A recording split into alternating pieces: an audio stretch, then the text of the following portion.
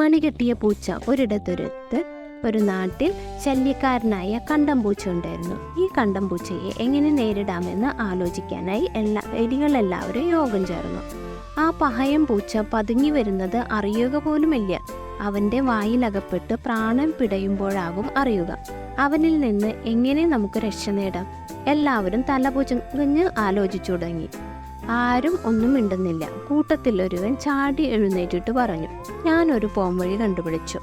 ആ കണ്ടംപൂച്ച വരുന്നത് തിരിച്ചറിയാൻ അവൻ്റെ കഴുത്തിലൊരു മണി കെട്ടിയാൽ മതി. ആ ബുദ്ധി എല്ലാവർക്കും സ്വീകാര്യമായി. പക്ഷേ പൂച്ചയുടെ കഴുത്തിൽ ആര് മണി കെട്ടും? പിന്നെ അതായി അവരുടെ ചിന്ത. പലരും മൗനത്തിലായി. ആ പണി തനിക്ക് കിട്ടാതിരിക്കണേ എന്ന് എല്ലാ എലികളും മനസ്സുരുകി പ്രാർത്ഥിച്ചു. കൂട്ടത്തിൽ അല്പം തൊലി വെളുത്ത ഒരെലി ഇങ്ങനെ അഭിപ്രായപ്പെട്ടു, നമ്മുടെ കൂട്ടത്തിലുള്ള ഏറ്റവും നിറം കുറഞ്ഞവനാവട്ടെ ആ ദൗത്യം ഏറ്റെടുക്കുന്നത്.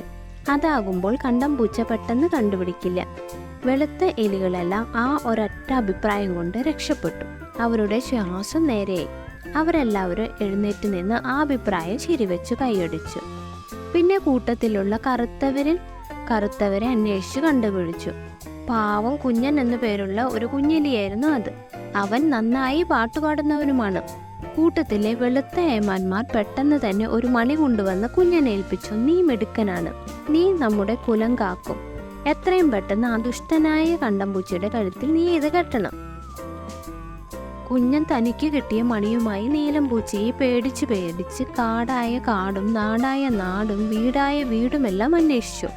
ഒരിടത്തും കണ്ടംപൂച്ചയെ കാണാൻ കഴിഞ്ഞില്ല. കുഞ്ഞൻ നടന്ന് ക്ഷീണിച്ചു. ക്ഷീണം കൊണ്ട് അവൻ അവശനായി.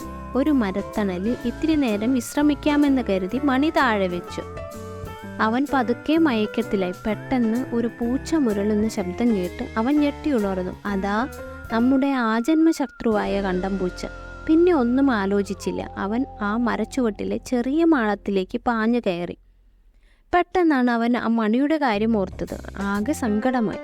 എങ്കിലും അവൻ വിചാരിച്ചു, മണി പോയെങ്കിലും തൻ്റെ പ്രാണൻ കിട്ടിയല്ലോ എന്ന്. അതുവഴി വന്ന കണ്ടംപൂച്ച വഴിയരികിൽ കിടക്കുന്ന ആ മണി കണ്ടു. അവൻ അത് തിരിച്ചും മറച്ചും പരിശോധിച്ചു. കാണാൻ എന്തു നല്ല ഭംഗി, നല്ല സ്വർണ്ണ നിറം. അവൻ അതൊന്ന് കുലുക്കി നോക്കി. നിം നിം നിം, നല്ല മനോഹരമായ ശബ്ദം. പിന്നെ ഒന്നും ആലോചിച്ചില്ല. അവനത് സ്വന്തം കഴുത്തിൽ കെട്ടി. എന്നിട്ട് പുഴക്കരിയിൽ ചെന്ന് കണ്ണാടിയിൽ നോക്കി. കൊള്ളാം, നല്ല ഭംഗി. നിം നിം നിം നിം. കണ്ടംപൂച്ച ആ രസികം ശബ്ദം കേട്ട് ഗമയിൽ നടന്നു നീങ്ങി. അത് കണ്ട കുഞ്ഞന് സന്തോഷം അടക്കാനായില്ല. ഹ ഹ ഹ, അവൻ പൊട്ടിച്ചിരിച്ചു. ഇത് കണ്ട കുഞ്ഞന് സന്തോഷം അടക്കാനായില്ല. ഹ ഹ ഹ, അവൻ പൊട്ടിച്ചിരിച്ചുകൊണ്ട് മറ്റെലികളുടെ അടുത്തേക്ക് ഓടി. ഇതിനകം കുഞ്ഞന്റെ സംഘത്തിലുള്ളവർ കണ്ടംപൂച്ചയുടെ കഴുത്തിലെ മണിയൊച്ച കേട്ടു. കൊള്ളാമല്ലോ, നമ്മുടെ കുഞ്ഞൻ ആള് കേമൻ തന്നെ. എത്ര പെട്ടെന്നാണ് അവൻ കണ്ടംപൂച്ചയുടെ കഴുത്തിൽ മണി കെട്ടിയത്.